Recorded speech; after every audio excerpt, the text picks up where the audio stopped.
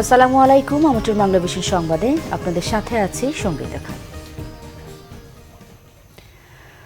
আওয়ামী লীগের সাধারণ সম্পাদক ওবায়দুল কাদের বলেছেন, সংলাপ নিয়ে ধূম্রজালের কিছু নেই।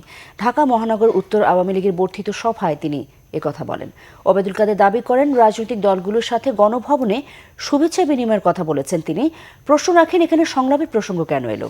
জাতীয় ও আন্তর্জাতিকভাবে স্বীকৃত নির্বাচনের পর সংলাপের কোনো প্রয়োজন নেই, এই দাবি হাস্যকর বলে মন্তব্য করেন তিনি। উপজেলা নির্বাচন জোটগতভাবে নয়, দলীয়ভাবে হবে বলেও জানান আওয়ামী লীগ সাধারণ সম্পাদক। স্বরাষ্ট্রমন্ত্রী আসাদুজ্জামান খান বলেন, গায়েবী মামলা বলে কিছু নেই। এদিকে একাদশ সংসদে সংরক্ষিত নারী আসনের জন্য দলীয় মনোনয়ন ফর্ম বিক্রি শুরু করেছে আওয়ামী লীগ। এই কার্যক্রমের উদ্বোধন করেন দলের সাধারণ সম্পাদক।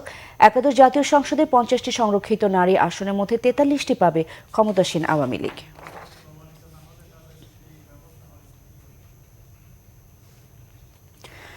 আলোচনা কিংবা সংলাপের আগে ভোট নিয়ে জাতির সাথে প্রতারণার জন্য সরকারকে ক্ষমা চাওয়ার কথা বলেছেন বিএনপি মহাসচিব মির্জা ফখরুল ইসলাম আলমগীর। তিনি অভিযোগ করেন, 30 ডিসেম্বরের পর থেকে সারা দেশে বিরোধী মতে নেতাকর্মীদের ওপর নতুন করে নির্যাতনের খড়গ নেমে এসেছে। হত্যা, লুটপাটের মাধ্যমে তৈরি করা হয়েছে নৈরাজ্যকর পরিস্থিতি। যশোর উপশহরের যুবদল নেতা আহত ফয়সালকে দেখতে ঢাকা মেডিকেল কলেজ হাসপাতালে যান বিএনপির মহাসচিব মির্জা ফখরুল ইসলাম আলমগীর। নির্বাচনের পরদিন সরকারি দলের নেতাকর্মীদের হাতে তিনি নির্যাতিত হয়েছেন বলে অভিযোগ করেন বিএনপি মহাসচিব। এর আগে নয়াপল্টনে বিএনপি কেন্দ্রীয় কার্যালয়ে সংবাদ সম্মেলন করেন দলের সিনিয়র যুগ্ম মহাসচিব রুহুল কবির রিজভী। তিনি অভিযোগ করেন, গার্মেন্টস শিল্পে অস্থিরতা বজায় রেখে অন্য পক্ষকে সুবিধা দিতে চায় সরকার। একাদশ জাতীয় সংসদ নির্বাচন বিতর্কিত ও প্রশ্নবিদ্ধ বলে জানিয়েছে ট্রান্সপারেন্সি ইন্টারন্যাশনাল বাংলাদেশ টিআইবি। নির্বাচনে আচরণবিধি ব্যাপক লঙ্ঘনের পাশাপাশি কমিশনের আচরণ বৈষম্যমূলক ছিল বলেও জানায় প্রতিষ্ঠানটি। সকালে ধানমন্ডির মাইডাস সেন্টারে একাদশ জাতীয় সংসদ নির্বাচন প্রক্রিয়ার পর্যালোচনা শীর্ষক প্রতিবেদন প্রকাশ উপলক্ষে সংবাদ সম্মেলনে টিআইবি এ তথ্য জানায়।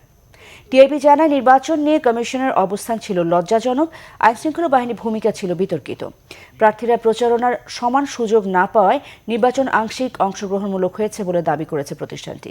বলা হয়েছে, দৈব চয়নের মাধ্যমে 45টি জেলা থেকে 50টি আসনে গবেষণা করেছে তারা।